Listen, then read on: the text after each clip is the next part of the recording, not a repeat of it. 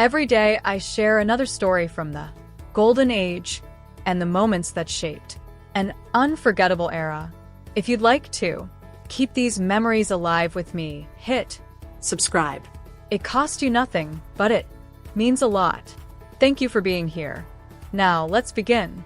Ron Howard has always been the calm eye in a wild storm.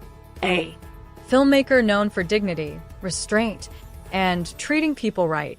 But the moment he was asked about the darker secrets of the industry that raised him, everything in his face shifted.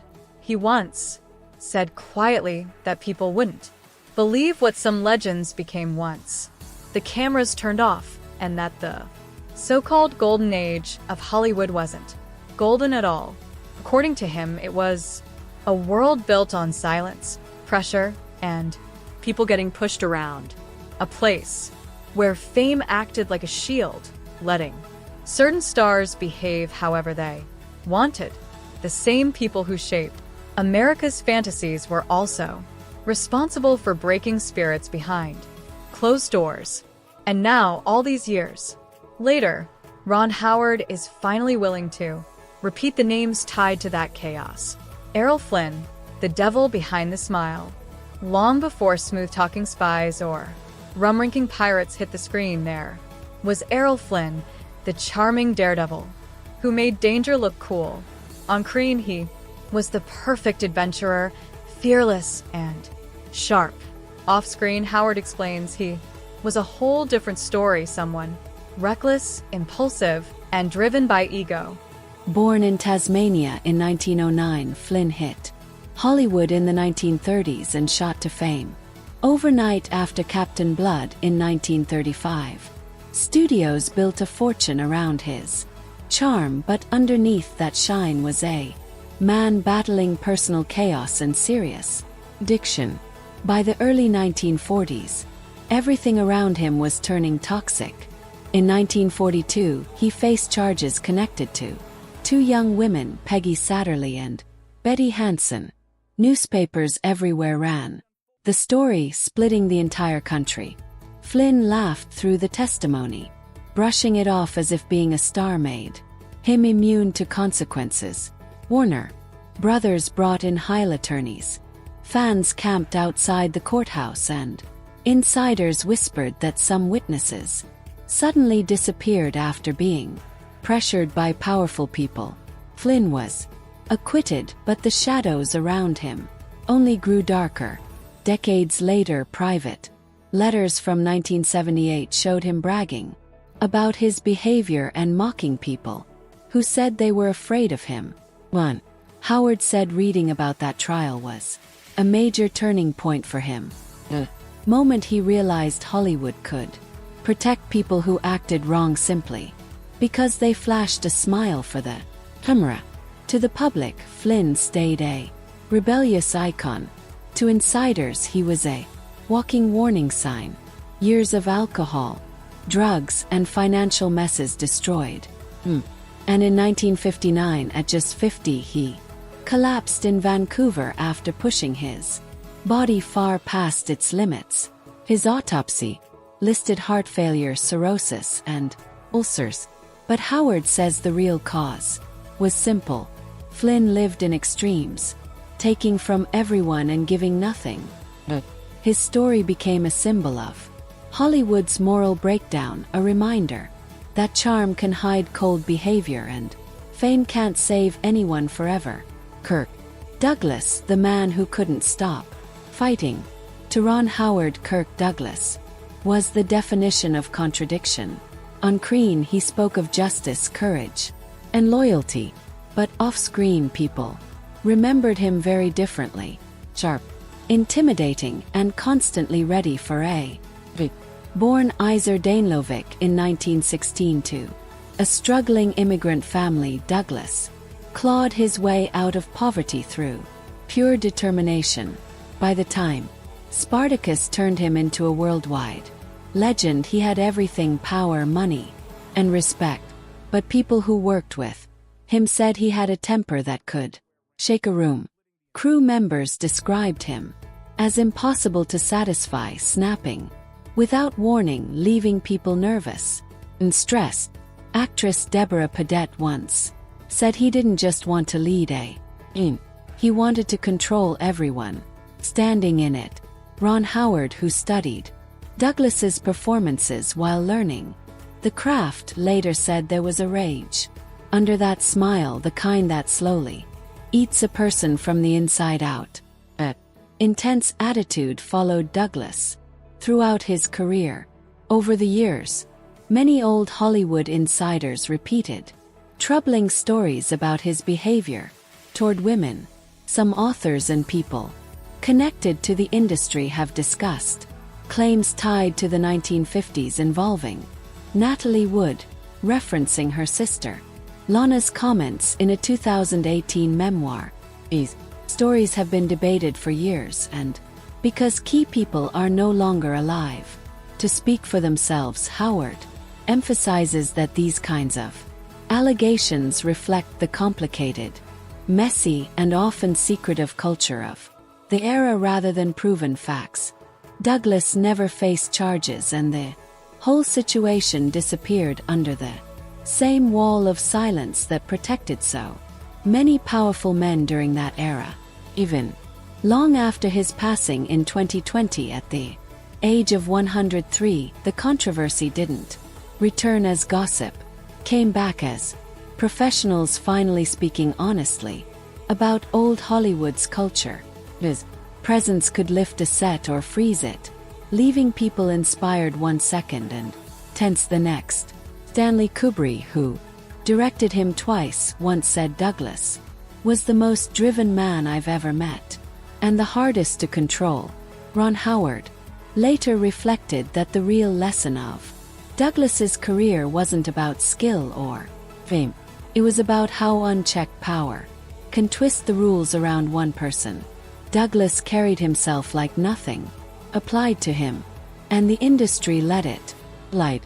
When Douglas accepted an honorary Oscar in 1996, many people watched an older man trying to close out his life with dignity, but Howard saw something different. The final performance of someone who had spent decades staying 2 steps ahead of his own inner battles. Under all that applause was a truth Hollywood never wanted to look at directly. Some of its brightest legends built their careers not just on talent, but on fear, control, and dominance. V. Dunaway, the queen of cruelty. Farrell. Flynn symbolized corruption, and Kirk Douglas represented explosive rage. Then Faye Dunaway was a whole different kind of danger. To Ron Howard, she was proof that darkness in Hollywood didn't always show up as violence. Sometimes it showed up as ego, humiliation, and a cold kind of control that could crush a set. Born in 1941 in Bochum, Florida, Dunaway rose fast. Bonnie and Clyde, 1967. Chinatown, 1974. Hit after hit. It looked untouchable, almost myth-like, with that icy magnetic presence. But behind that glamorous glow, the industry whispered about her harsh behavior. Crew members talked about tantrums, impossible demands, and the way she treated assistants like they were disposable. Her mommy dearest co-star, Rutana Alda, once said, "You could feel the fear on set, like everyone was waiting for an explosion." That film, meant to expose emotional abuse, became, in the eyes of many, a reflection of Dunaway's own behavior. While playing Joan Crawford, a woman often described as cruel, Dunaway reportedly echoed the same cold energy on set. Director Frank Perry later admitted he nearly walked off the project because of her extreme burst. She threw objects, tore into makeup artists, and once refused to film until the lighting made her look flawless. Ron Howard would later mention her as an example of what happens when an actor's need for control turns into full-blown emotional domination. And the stories didn't stop. On The Wicked Lady, she was said to have slapped a cameraman On Don Juan DeMarco crew, members said she embarrassed assistants, so badly production shut down for a day. Her former manager Jay Bernstein once said, "Faye doesn't just play divas, she becomes them." By the 2000s, the fallout finally caught up with her. Hollywood stopped calling and directors avoided her completely, saying she was too difficult to manage. In 2011, after being removed from a Broadway production of Tea at 5, Dunaway blamed everyone.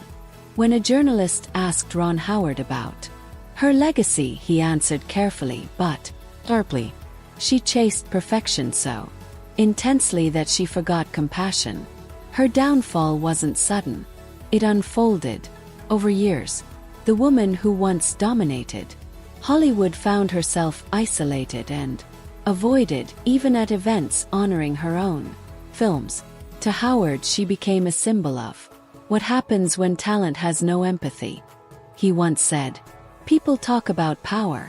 In Hollywood, power without grace turns to poison." John Wayne, the tyrant of the West. Few Hollywood figures stood as tall as John Wayne. To millions, he was the definition of America, the cowboy, the soldier, the rugged hero who never broke.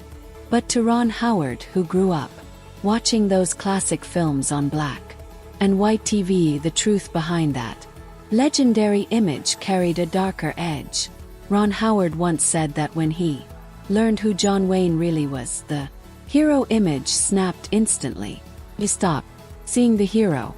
I saw the bully who wore his country like a costume," he reflected, describing how the truth hit him hard. Born Marion Morrison in Iowa in 1907, Wayne climbed through the studio system by selling a fantasy of unbeatable toughness, a brand of masculinity people swallowed whole. By the 1950s, Wayne wasn't just acting. He was promoting an entire worldview. He saw disagreement as weakness and any hint of progress as betrayal. On film sets, he ruled through pressure, never patience. Technicians who didn't meet his expectations got yelled at in front of everybody. Actor Christopher Mitchum once said, "When Duke was angry, the air froze, and according to him, you either stood with Wayne or you were gone." Howard later said that this kind of environment wasn't art at all. It's fear, pretending to be disciplined. Wayne's behavior didn't stop at shouting matches either. He often belittled women, mocked indigenous performers working on westerns, and dismissed black actors who challenged stereotypical roles on set. His 1971 Playboy interview still shocks people today. He made harsh claims about indigenous land rights and made comments about black Americans that reflected deep prejudice while bragging that films needed men, not whiners. These comments resurfaced years later and showed a man stuck in extreme beliefs rather than a patriotic hero. The set of The Searchers, Wayne clashed hard with director John Ford about how to portray Ethan Edwards' character. Written as hateful and vengeful, Ford pushed for a more honest portrayal, but Wayne fought back. In the end, the character's cruelty came through clearly, and so did Wayne's own coldness. Ron Howard, who studied the film years later at USC, said, "It's terrifying because you can't tell where the role ends and the man begins." Even near the end of his life, weakened by cancer, Wayne never backed down from his statements. He brushed off criticism, blamed changing times, and stayed locked in his old worldview until his passing in 1979 at age 72. Many still praised him as an icon, but filmmakers like Howard saw his story as a warning. Power shaped by prejudice doesn't turn wise. Age turns bitter. Howard once said, "The myth survived, but the man behind it never deserved the legend." Roman Polanski, The Exile of Shame. For Ron Howard, the name Roman Polanski, symbolized one of the hardest truths Hollywood ever tried to avoid. Brilliance can coexist with evil, he once said, explaining how painful it was to discover the reality behind the filmmaker's image. Howard admitted, "I admired his films before I knew who he really was. Then I realized talent doesn't absolve a person. Sometimes it hides them." Polanski's rise looked unstoppable. Born in Paris in 1933 to Polish parents and surviving the horrors of occupation during World War II, he lived through tragedy long before Hollywood even knew his name. Early films like Knife in the Water and Rosemary's Baby turned him into a critical darling, a filmmaker who could turn dread into chilling art. As Howard later said, the darkness in Polanski's movies wasn't just storytelling, it was a reflection of a man hiding storms behind the camera. 1977, everything changed. Polanski was arrested after a situation involving a young teenager following a photo session. The legal evidence presented was strong enough that he pleaded guilty to a charge involving unlawful conduct with a minor, a serious admission that carried major weight. But before sentencing could happen, Polanski fled the United States and resettled in France, refusing to return. Hollywood split instantly and violently, condemned him completely, while others defended him, calling him a tortured artist, creating a divide that still lingers. For Howard, who was a young filmmaker watching this unfold, the reaction was heartbreaking. They spoke of art while a child's life was broken, he said years later, pointing to how the industry twisted itself into knots. Instead of choosing accountability, Polanski's self-imposed exile became one of the most infamous stains on Hollywood's moral record. The case never faded. The controversies only grew, and his absence became a symbol of how the industry struggled and often failed to confront the wrongs committed by its own powerful figures. Polanski kept working overseas and even won an Oscar in 2003 for The Pianist, a moment Ron Howard called surreal and stomach-turning. When the crowd at the Dolby Theatre rose to applaud, Howard stayed in his seat, frozen. "I thought of that girl alone at 13 and how applause must sound to her ears," he said, unable to understand how the industry kept praising the man so loudly.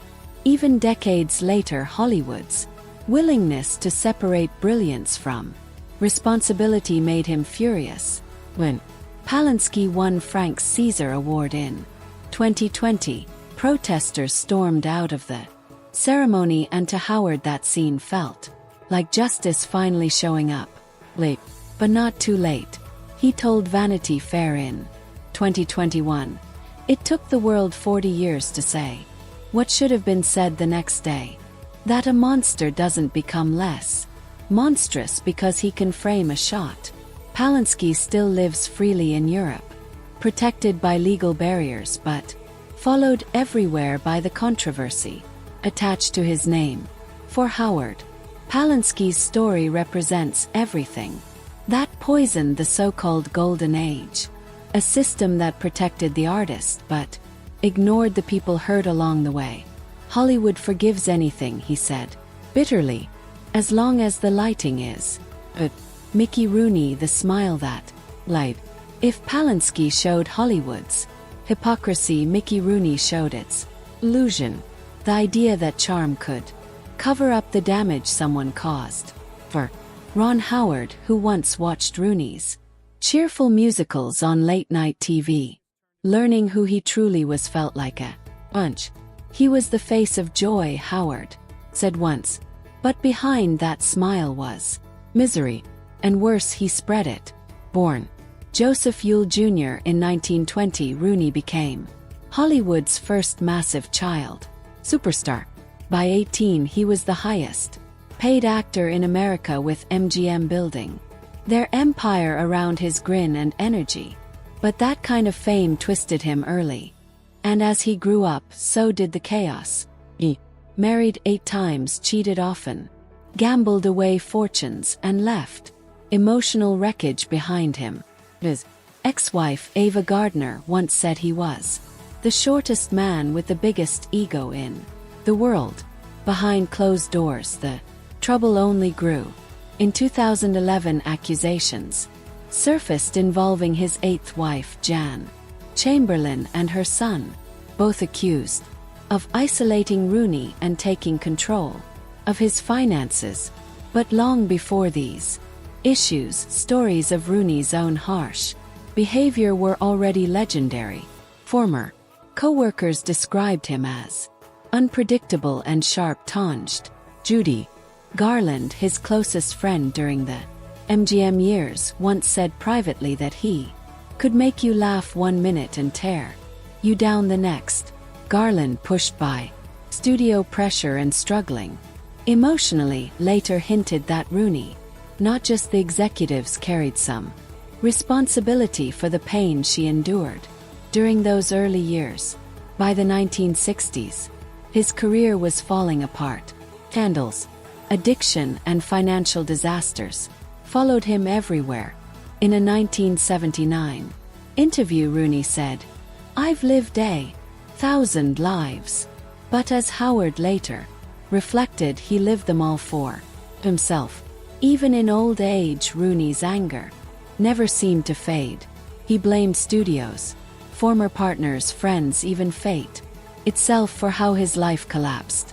When he passed in 2014 at 93, he left behind less than $20,000, and his body initially went unclaimed until friends raised money for a modest burial in Los Angeles.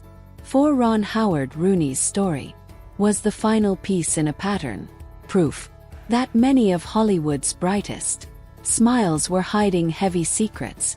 He made the world laugh while he was dying inside, Howard said, calling it the saddest kind of evil, when someone's pain becomes their performance and nobody sees it until it's too late.